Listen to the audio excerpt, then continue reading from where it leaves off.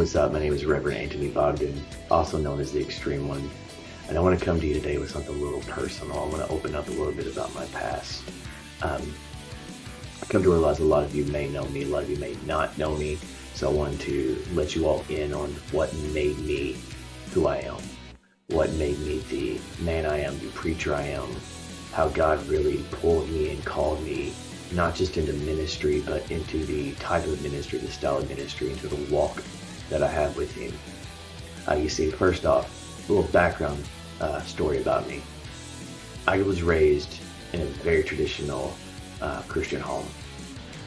My adopted father was the head deacon.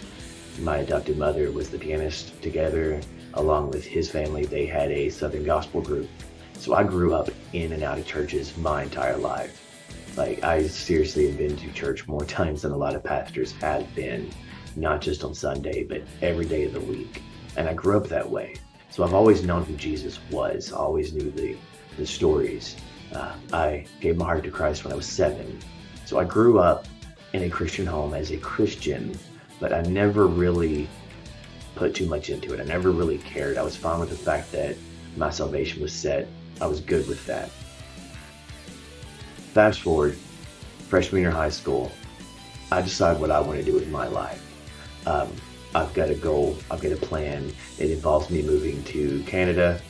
It didn't involve God, didn't involve being involved in ministry at all. As a matter of fact, I never at any point in my life ever wanted to be involved in ministry.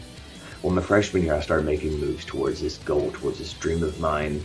Also, my freshman year, God called me at a revival to be a preacher. Initially, I brushed it off. I didn't think anything of it. He seemed to let it go. I continued making my plans. Sophomore year, my plans start to become finalized. They start getting into fruition. I start seeing the possibility of my dreams come true. God called me a second time. I want you to preach.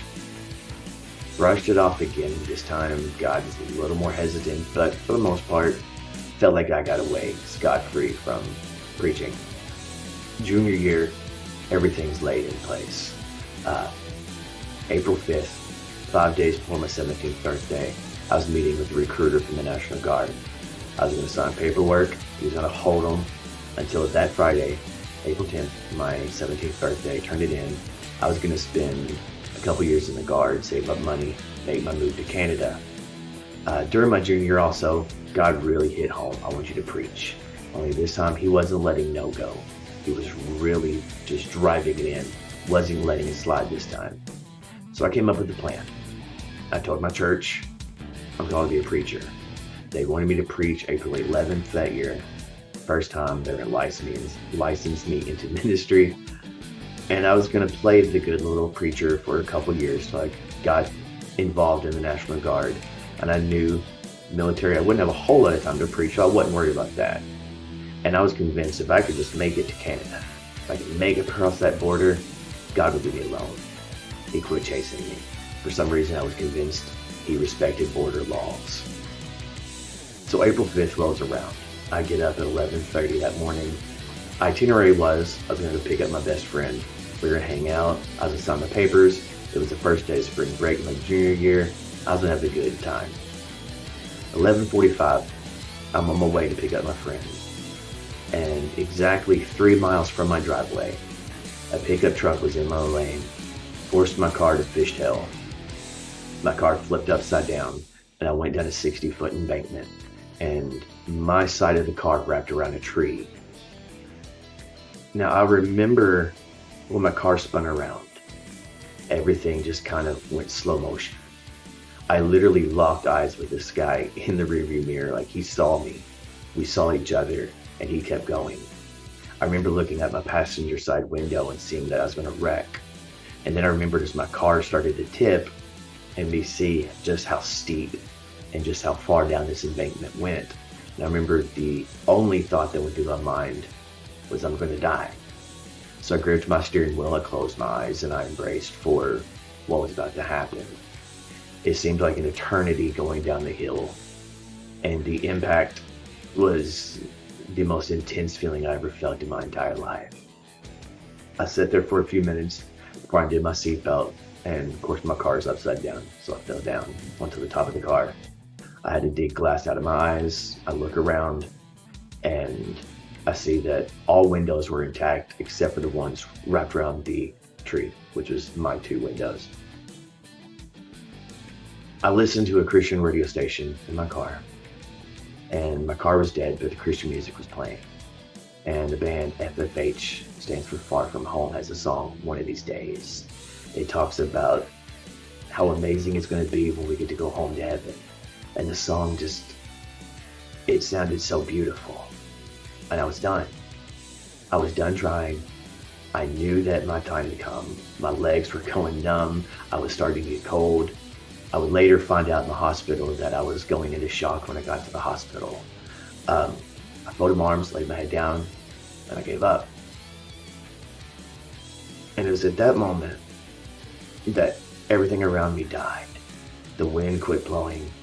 The animals quit making noises. The birds weren't chirping. The crickets weren't making noise. Nothing was moving. It was silence. It was still. And then I heard a voice roll through the woods like thunder. And I heard it as clear as my voice is coming through the screen. And all the voice said was, "I'm not done with you yet." And as quickly as it came, it went away. And as the voice rolled through the woods, slowly the wind picked back up. Slowly the birds started chirping. The animals started moving around. It was like all of nature, all of the world stood still to hear the voice of God ring through the woods to tell me he wasn't done with me. To make a long story short, I managed to get out of my car.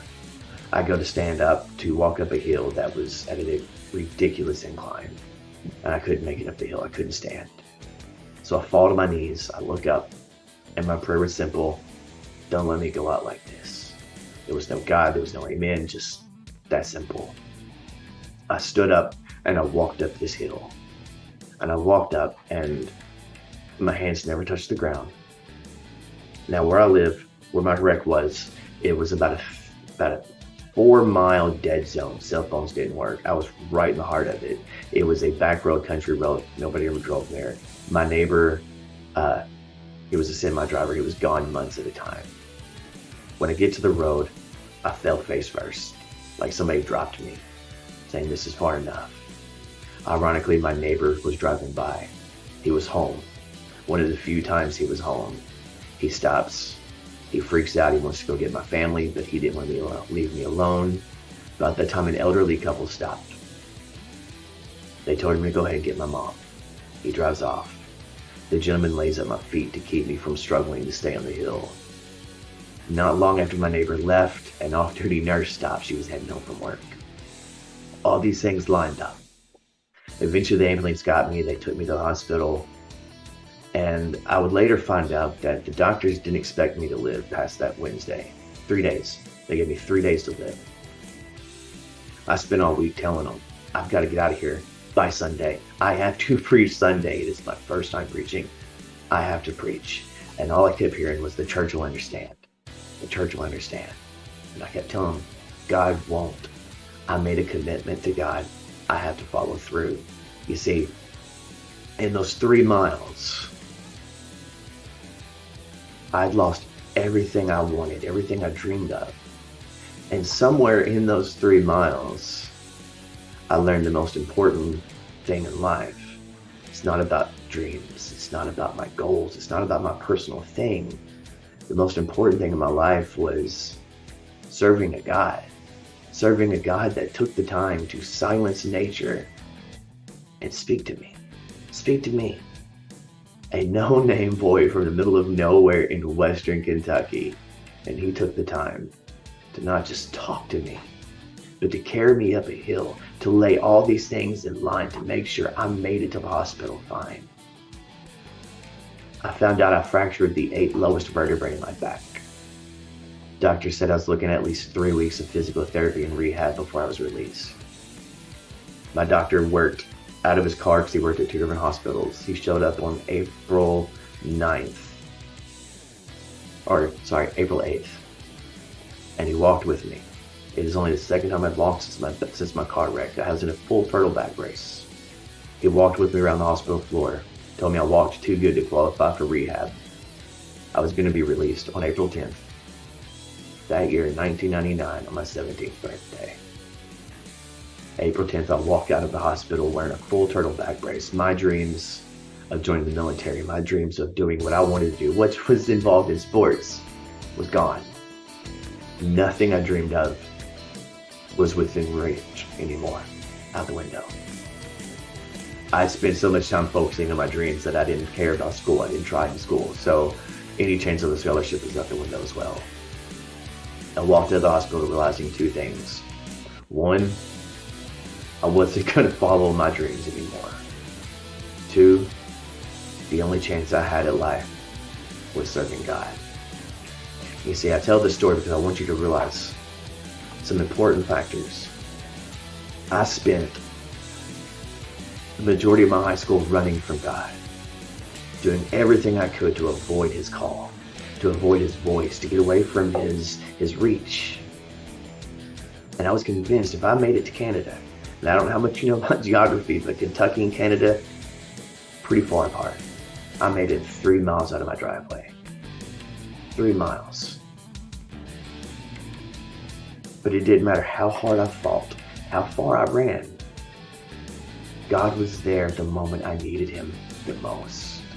When I was broken, literally broken in every way, physically, mentally, emotionally, spiritually, I was broken. He was there. He was there to carry me up a hill. He was there to make sure that everything was in place for me to be safe. He was there to make sure that my neighbor actually was home that day. He was there. 3 miles changed my life, changed my world, changed who I was. And it doesn't matter how far you run, how hard you fight God, despite what the world tells you, despite what the church or anybody tells you, despite what your family or friends, despite what you tell yourself. It doesn't matter how far you run, how hard you fight, what you have done, how much or how little you care about the world around you. When you are broken, when you're at that place at your lowest point and there is nowhere to go and you can't even see the road from the car wreck that you're involved in, you're never 3 miles. You're never more than 3 miles from home. God is always right there. So never, ever feel like you have done too much, you have ran too far, and never feel like it is hopeless, because your situation is never hopeless for God. He takes our impossible and our broken and makes it beautiful, makes it possible. Remember, you are never more than 3 miles from home. Until next time, remember, it's just life. Live it.